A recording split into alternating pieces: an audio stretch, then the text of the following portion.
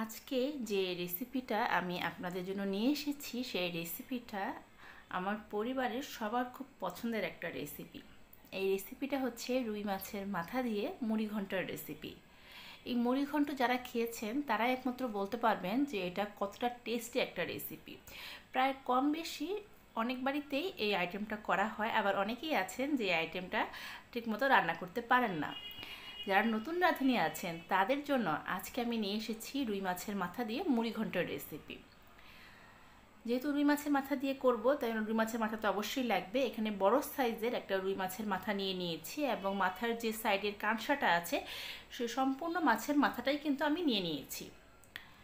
এভাবে আপনারা রুই মাছের মাথা দিয়েও করতে পারেন, চাইলে অন্য যে কোনো বড় মাছের মাথা দিয়ে এটা করা যাবে। তবে রুই মাছের মাথা দিয়ে করলেই কিন্তু এটা খেতে বেশি ভালো লাগবে। আর সাইডের যে চিকড়াগুলো আছে সেগুলো কিন্তু ফেলে দেবেন না। আমি এটাকে খুব ভালো করে পরিষ্কার করে নিয়েছি।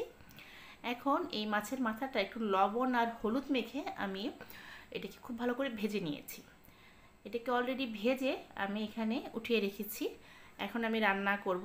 এই রুই মাছের মাথাটা রান্না করার জন্য কড়াইতে আমি দিয়ে দিয়েছি সাদা তেল। আমি হাফ কাপের মতো সাদা তেল দিয়ে এখানে 1 চামচ আস্ত জিরাটা আমি ফোড়ন দিয়ে দিয়েছি। তার সাথে আমি 2-3টার মতো তেজপাতা দিয়ে দিলাম।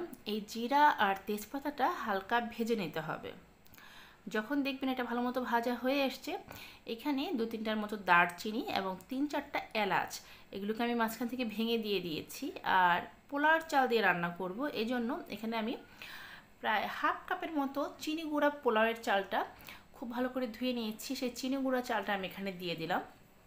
দিয়ে এখানে দিয়ে দেবো 1 চামচ হলুদ গুঁড়ো, সাথে ঝালের জন্য আমি দিয়ে দিচ্ছি 1 চামচের মতো শুকনো মরিচের গুঁড়ো আর স্বাদ মতো লবণ। এই হলুদ, মরিচ আর লবণ দিয়ে পোলাওর চালটাকে আমি হালকা একটু ভেজে নেব। অনেকটা পোলাও রান্না করার সময় যেভাবে চালটা ভেজে নিয়ে রান্না করতে হয়, মুড়িঘণ্ট রান্না করার সময় কিন্তু সেম প্রসেসে চালটাকে খুব ভালো করে একটু ভেজে নিয়ে তারপর রান্না করতে হবে। তাতে করে মুড়িঘণ্টটা দিয়ে খুব সুন্দর একটা সেন্ট আসবে আর এটা খেতে ভালো লাগবে। আমার এই রেসিপিগুলো যদি আপনাদের ভালো লেগে থাকে তাহলে আমার চ্যানেলটা সাবস্ক্রাইব করে পাশে থাকা যে বেল আইকনটা আছে ওটা ক্লিক করে দেবেন। আমি যখনই আমার চ্যানেলে কোনো নতুন ধরনের রেসিপি আপলোড করব আপনি সবার আগে নোটিফিকেশন পেয়ে যাবেন। দেখুন চালটাকে কিন্তু আমি হালকা ভেজে নিচ্ছি।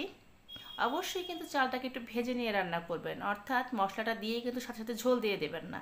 যখন একটু হালকা ভাজা ভাজা হয়ে আসবে তখন এখানে আমি ঝোল দিয়ে দিচ্ছি।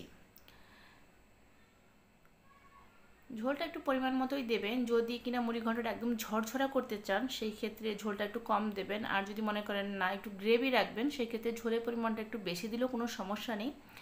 এখন যখন চালটা একটু ফুটে এসছে, আমি যে মাছের মাথাটা ভেজে রেখেছিলাম সেই মাছের মাথাটা আমি এখানে দিয়ে দিয়েছি। দিয়ে খুব ভালো করে মিক্সড করে নিচ্ছি।